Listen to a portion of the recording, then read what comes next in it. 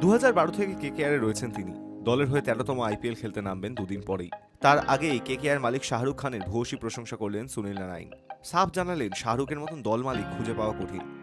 একই সঙ্গে তিনি প্রশংসা করছেন সতীর্থ বরুণ চক্রবর্তীর। গত বছর আইপিএল ট্রফি জিতেছিল কেকেআর। বেশিরভাগ ম্যাচ স্টেডিয়ামে হাজির থেকেই দলকে তাতিয়েছিলেন শাহরুখ।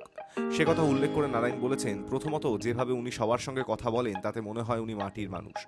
দ্বিতীয়ত দলের সবাইকে ভালোবাসেন। ওর থেকে ভালো মালিক আর হয় না। তৃতীয়, নিজের মতন ক্রিকেট খেলার সব রকম স্বাধীনতা দেন উনি।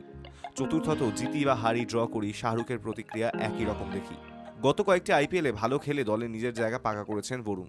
গতবার ট্রফি জিততে সাহায্য করায় আবার জায়গা পেয়েছেন ভারতীয় দলে। সেখানেও তার বোলিং প্রশংসিত হয়েছে।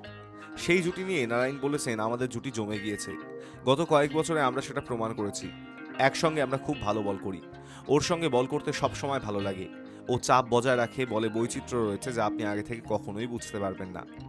আইপিএলে অভিষেক হওয়ার পর থেকেই প্রতিটি মহানিলামে তাকে ধরে রেখেছে কেকেআর। 177টি ম্যাচ খেলে 180টি উইকেট নিয়েছেন। নারাইনের মতে কেকেআর এখন তার কাছে পরিবারের মতন। বলেছেন, আবার ফিরে ভালো লাগছে। কলকাতায় আসতে সব সময় ভালোবাসি। ক্রিকেটের কঠিনতম পর্যায়ে আইপিএল প্রতি বছর কঠিন হচ্ছে। কোনো সহজ ম্যাচ নেই। Hi News network.